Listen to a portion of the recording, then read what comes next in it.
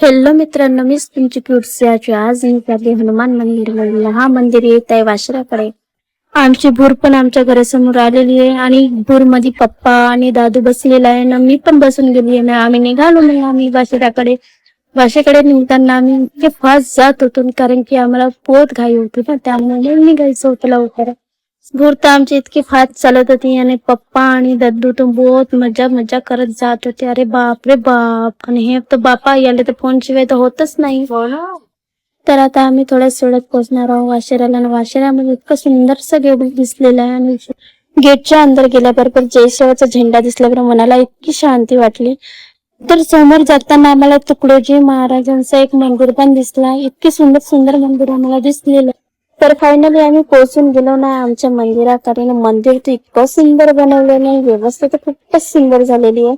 मंदिर पाहताना आम्हाला इतकं छान वाटलं आणि व्यवस्था तर जेवणाची पण सुंदर केलेली आहे. जर तुम्हाला फिरायचं असेल तर या हनुमान मंदिर मध्ये नक्की फिरायला, कारण की इतकी सुंदर व्यवस्था झालेली आहे. आणि हा गायमुखचा जो आहे, गायच्या तोंडातून पाणी पडते. इतकं सुंदर शुद्ध आणि पाणी पडत होता, प्यायला तर खूप सुंदर वाटला.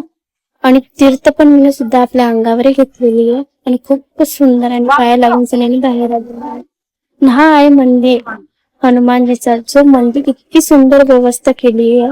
तुम्ही नक्की या बघायला. मला तर आवडला, तर तुम्हाला नक्की जर बघायचं असेल तर तुम्ही पण टाइम काढून सगळ्यांनी घेऊन जा. मी गेली पाया लागायला मंदिराच्या, कारण की मुलीला अंदर जायला जमत नाही. तर मी बाहेरूनच पाया लागले. बस माझ्या आई बाबांना खुशीच ठेवावं असं मी त्यांना म्हटले.